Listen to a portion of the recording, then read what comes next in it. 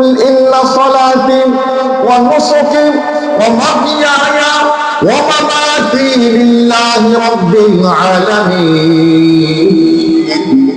ও মালিক শুনেন, আপনার নামাজ, আপনার হজ, আপনার নুসুকটা তিনটা অর্থে ব্যবহার হয়। কয়টা অর্থে বলেন? নুসুক শব্দের অর্থ হচ্ছে কুরবানি। কুরবানির একটা অর্থ হচ্ছে জিলহজ মাসের 10 তারিখ, 11 তারিখ, 12 তারিখ এবং 13 তারিখ সন্ধ্যা পর্যন্ত বিশেষ পশু জবাই করে আল্লাহ তাআলার দরবারে সন্তুষ্টি অর্জন করার একটা নাম হচ্ছে নুসুক। 2 নম্বর নুসুকের অর্থ হচ্ছে যদি কোনো ব্যক্তি তার জানমালটা আল্লাহর রাস্তায় খরচ করে, তাহলে এটা হচ্ছে নুসুকের 2 নম্বর অর্থ। 3 নম্বর অর্থ হচ্ছে যদি কোনো ব্যক্তি দিনকে শিখার জন্য, দিনকে বোঝার জন্য সে তার সময়টা আল্লাহ রাস্তার ভিতরে দিয়ে দেয়, তাহলে এটাও কুরবানির সওয়াব পাওয়া যায়। একটু জবানটা খুলে বলুন না সুবহানাল্লাহ। তাহলে আমি মালিককে বললাম, মালিক শুনেন, ইন্না নুসুকি কুল ইন্না সালাতি, আমার নামাজ, ওয়া নুসুকি, আমার কুরবানি, আমার যাবতীয় দান সাদকা, যাবতীয় বিষয়গুলো, আমার হায়াত, আমার মওত, সব কিছু লিল্লাহি রাব্বিল আলামিন। আরে আওয়াজ দিয়ে বলেন কার জন্য? তাহলে আমরা আমাদের মনোযোগকে আকর্ষণ করলাম। আকর্ষণ করার পরে মালিককে জানিয়ে দিলাম, মালিক শুনেন, আমি যে নামাজ আদায় করছি, আমার নামাজের মালিক পৃথিবীর কোনো ব্যক্তি নয়।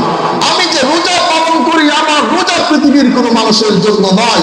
আমি যাকাত দিই, আমার যাকাতের হকদার পৃথিবীর কোনো মানুষ নয়। আমি কুরবানি করি, কুরবানি করে পৃথিবীর কোনো মানুষকে সন্তুষ্টি করার জন্য নয়, বরং আমার নামাজ, আমার হজ, আমার যাকাত, আমার জান একমাত্র কুরবানি করার জন্য। আমার বলে, যদি কোনো ব্যক্তি এই নিয়ত নিয়ে আজকের মাহফিলে বসতে পারে, তাহলে তার জন্য ফলাফল কি? আল্লাহ রাব্বুল আলামিন জানিয়ে দিচ্ছেন, যদি কোনো ব্যক্তি এই সমস্ত বিষয়গুলোকে লক্ষ্য করে কুরআনুল কারীমের মাহফিলে বসতে পারে, আল্লাহ রাব্বুল আলামিন ওই ব্যক্তির জন্য জানিয়ে দিচ্ছেন। কুরআনুল কারীমে আল্লাহ রাব্বুল আলামিন বলছেন, আল্লাহর জমিনের ভিতরে যদি কোনো ব্যক্তি ঈমানদার হওয়ার পরে, আল্লাহর কোরআনের জ্ঞানকে প্রাপ্ত হওয়ার পরে, যদি কোনো ব্যক্তি জ্ঞানকে অর্জন করার জন্য, শেখার জন্য কোনো ব্যক্তি কুরআনুল কারীমের মাহফিলে বসে, আল্লাহ রাব্বুল আলামিন ওই ব্যক্তির সম্মানটা বহু গুণে বাড়িয়ে দেন। একটু আওয়াজ দিয়ে বলেন না সুবহানাল্লাহ।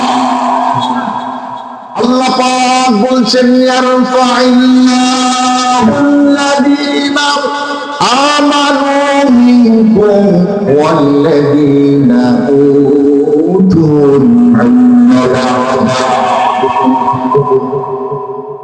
আল্লাহর জমিনে যদি কোনো ব্যক্তি আল্লাহর জমিনে থেকে আল্লাহর উপর ঈমান আনতে পারে, ঈমান আনয়ন করার পরে আল্লাহ কোরআন প্রদত্ত যে জ্ঞান দিয়েছে, এই জ্ঞানকে যদি কোনো ব্যক্তি নিজের আত্মস্থ করতে পারে, আত্মস্থ করার জন্য চেষ্টা করতে পারে, এই জ্ঞান অনুযায়ী যদি কোনো ব্যক্তি নিজের জীবনকে চালানোর চেষ্টা করে, আল্লাহ রাব্বুল আলামিন বলছেন ওই ব্যক্তির সম্মানটা আমি আল্লাহ মালাকুল মউত, যে সমস্ত ফেরেশতারা ওহী পাঠিয়েছেন, তাদের সমপরিমাণ দাম আমি ওই বান্দার বাড়িয়ে দিই। সুবহানাল্লাহ।